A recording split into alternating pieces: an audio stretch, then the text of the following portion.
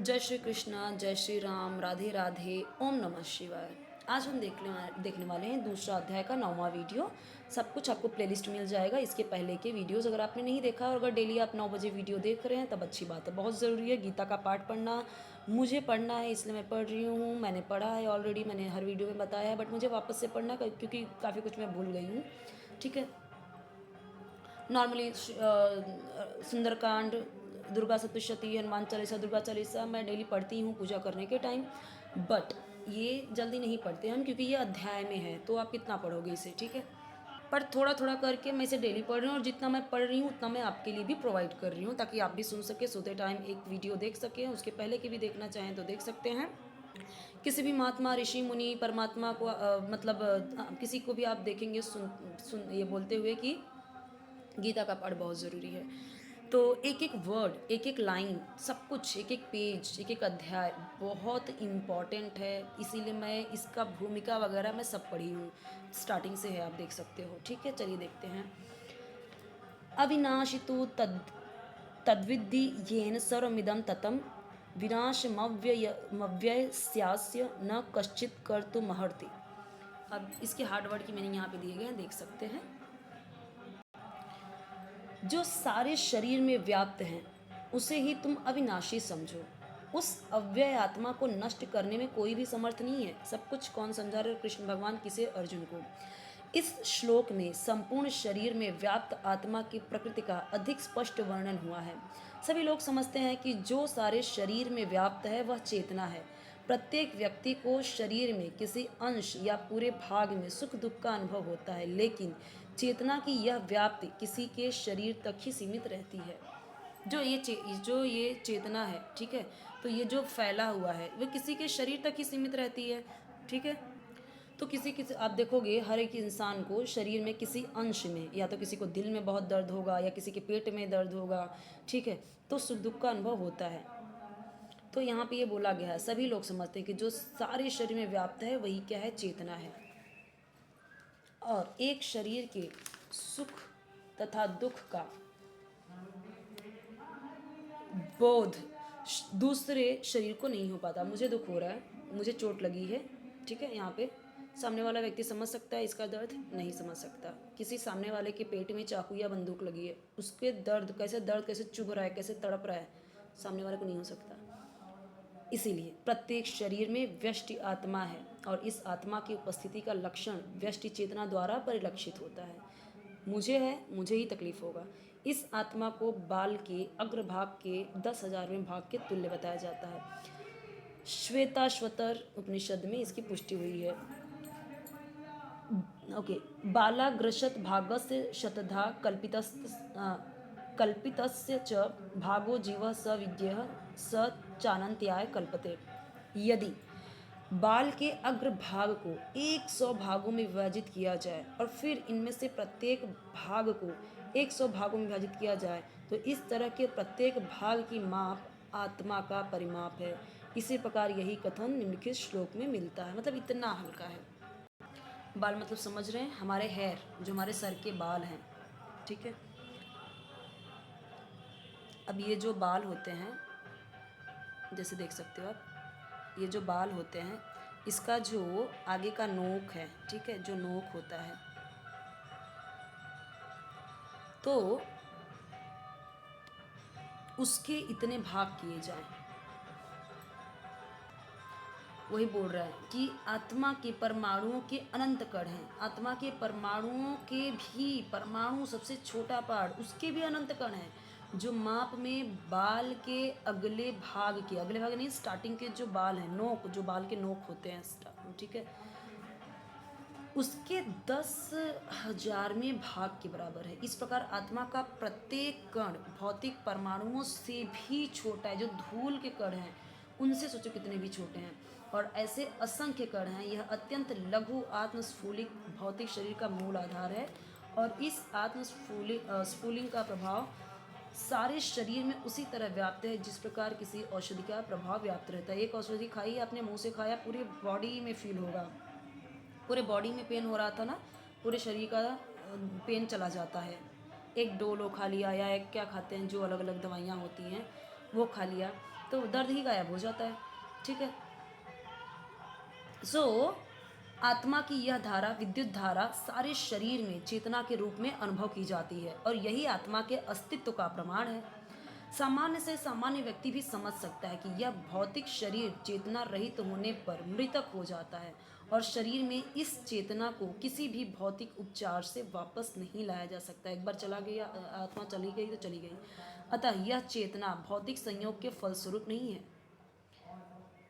बल्कि आत्मा के कारण है। जो चेतना हमारे अंदर है ना, ये हमारे शरीर की वजह से नहीं है। जो हमारे अंदर चेतना है, जो बुद्धि है, जो दिमाग चल रहा है, जो चीज़ें चल रही, जो हमें फील होता है, जो सुख दुख का फील हो रहा है, ये इस शरीर की वजह से नहीं है, उस आत्मा की वजह से है। ठीक है। तो यहाँ पे देखिए दिया गया है, ये फिर से वापस से एक श्लोक है और उसका मीनिंग यहाँ पे दिया गया, डायरेक्ट मीनिंग पे आते हैं। ये दिया गया मुंडक उपनिषद का ये श्लोक है, उससे है ये।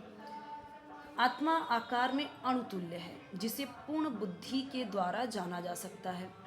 यह अणु आत्मा 5 प्रकार के प्राणों में तैर रहा है: प्राण, अपान, व्यान, समान और उदान। यह हृदय के भीतर स्थित है। ये सब कहाँ स्थित है? हृदय के अंदर। और देहधारी जीव, जो हम जीव हैं, उसके पूरे शरीर में अपने प्रभाव का विस्तार करता है। ये लोग जो है ना, वो हृदय में बैठे हैं।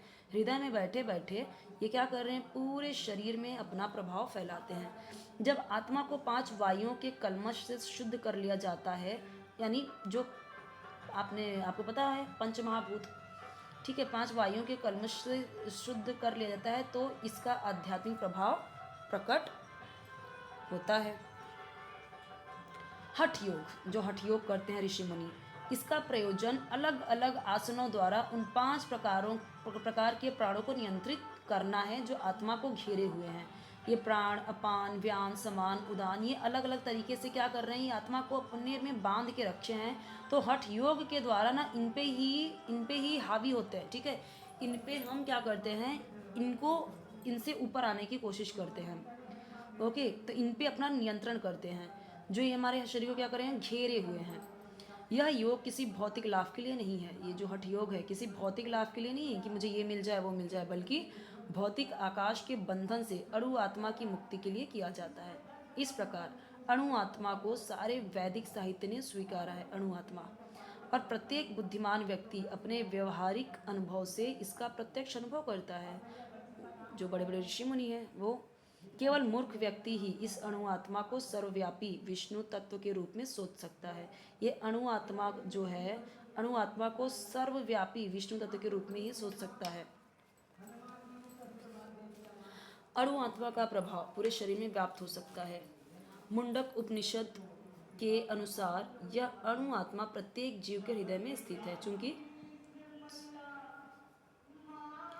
भौतिक विज्ञानी इस अणु आत्मा को माप सकने में असमर्थ है। नहीं माप सकते ना, जो साइंस लोग हैं, साइंटिस्ट लोग हैं। अतः उनमें से कुछ यह अनुभव करते हैं कि आत्मा है ही नहीं। व्यष्टि आत्मा तो निस्संदेह परमात्मा के साथ साथ हृदय में है, और इसीलिए शारीरिक गतियों की सारी शक्ति शरीर के इसी भाग से उद्भूत है। जो लाल रक्त कण फेफड़ों से ऑक्सीजन ले जाते हैं, वे आत्मा से ही शक्ति प्राप्त करते हैं। इसीलिए जब आत्मा इस स्थान से निकल जाता है तो रक्तोत्पादक संलयन बंद हो जाता है, यानी जो फ्यूजन है वो बंद हो जाता है। औषधि विज्ञान लाल रक्त कणों की इस महत्ता को तो स्वीकार करता है, लेकिन वह यह निश्चित नहीं कर पाता कि शक्ति का स्रोत आत्मा है। जो भी हो, औषधि विज्ञान यह स्वीकार करता है कि शरीर की सारी शक्ति का उद्गम स्थल हृदय है। ठीक है। पूर्ण आत्मा के, यानी जो मेन है वो क्या है? हृदय है। हृदय उद्गम स्थल, सारी शक्ति। जब हृदय, हार्ट फेल हो गया तुरंत डेथ। ठीक है। किसी का फेफड़ा काम नहीं कर रहा है, किसी का लीवर काम, मतलब लीवर, किडनी, ये सब काम नहीं कर रहा है, कुछ टाइम तक जिंदे रह सकते हैं, कुछ टाइम तक दवाई चल सकते हैं। दिल ही खराब हो गया, हृदय ही खराब हो गया, ठीक है, वो रक्त संचार करना ही बंद कर दिया, तब तो तुरंत डेथ हो जाती है ना। तो वही बोला गया है। तो पूर्ण आत्मा के ऐसे अणुकणों की तुलना सूर्य प्रकाश के कणों से की जाती है। तुलना सूर्य प्रकाश के कणों से की जाती है। इस सूर्य प्रकाश में असंख्य तेजोमय अणु होते हैं। इसी प्रकार परमेश्वर के अंश उनकी किरणों के परमाणु स्फुलिंग हैं और प्रभा या पराशक्ति कहलाते हैं। इसीलिए चाहे कोई वैदिक ज्ञान का अनुगामी हो या आधुनिक विज्ञान का, वह शरीर में आत्मा के अस्तित्व को नकार नहीं सकता। भगवान ने स्वयं भगवद गीता में आत्मा के इस विज्ञान का विशद वर्णन किया है।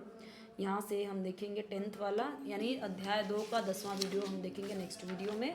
थोड़ा थोड़ा ही देख रहे हैं, हर एक वीडियो अब एक वीडियो डेली 9 बजे मिल जाता है आपको। मैं उतने बजे मैं खुद पढ़ती हूँ तो मैं आपको प्रोवाइड करती हूँ उस टाइम पे। बहुत ज़रूरी है अपने धार्मिक ग्रंथों को पढ़ना, समझना, उसके रहस्य को समझना। एक एक लाइन, एक एक वर्ड, एक एक पेज, एक एक अध्याय बहुत ही इंपॉर्टेंट है। भूमिका तक भी इंपॉर्टेंट है, इसलिए मैंने उसके वीडियोस प्रोवाइड किए हैं। प्लेलिस्ट में देखेंगे तो मिल जाएगा। इसके अलावा आपको कोई वीडियो, कोई भी श्लोक, कोई भी मंत्र, कोई भी बुक का आपको चाहिए, कमेंट में बताइए।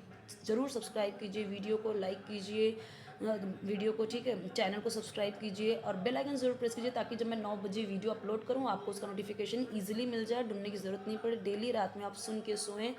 और इसके हर एक अध्याय बहुत ज़रूरी है, बहुत इंपॉर्टेंट है, बहुत ही ज़्यादा इंपॉर्टेंट है।